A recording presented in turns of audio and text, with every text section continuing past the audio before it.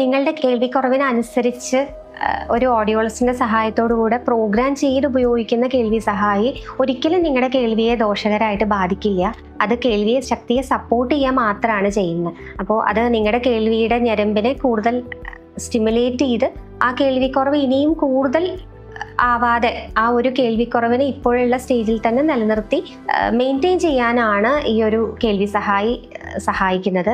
ഒരു കേൾവി സഹായി നിങ്ങൾ ഉപയോഗിക്കുമ്പോഴും ശ്രദ്ധിക്കേണ്ടത് മിനിമം ഒരു ദിവസം 8 മണിക്കൂറെങ്കിലും ആ സഹായി ചെവിയിൽ ഉപയോഗിക്കണം. അപ്പോഴാണ് നമുക്ക് ഇപ്പോൾ ഉള്ള കേൾവിക്കുറവ് കൂടുതൽ വർദ്ധിക്കാതെ ആ ലെവലിൽ തന്നെ നമുക്ക് മെയിൻറ്റെയിൻ ചെയ്തുകൊണ്ട് കാര്യങ്ങളെല്ലാം മാനേജ് ചെയ്ത് പോകാൻ സഹായിക്കുകയാണ് കേൾവി സഹായി ചെയ്യുന്നത്. ഒരിക്കലും ഒരു ഓഡിയോളജിസ്റ്റിന്റെ സഹായത്തോടു കൂടെ കറക്റ്റായി തിരഞ്ഞെടുത്ത് പ്രോഗ്രാം ചെയ്ത് നിങ്ങളുടേതായ കുറവിനായിട്ട് സെറ്റ് ചെയ്ത ഒരു ശ്രവണ സഹായി ഒരിക്കലും കേൾവിയെ ദോഷകരമായിട്ട് ബാധിക്കില്ല. അത് സപ്പോർട്ട് ചെയ്ത് നിങ്ങളുടെ കേൾവി ശക്തിയെ നിലനിർത്തുക മാത്രമാണ് ചെയ്യുന്നത്.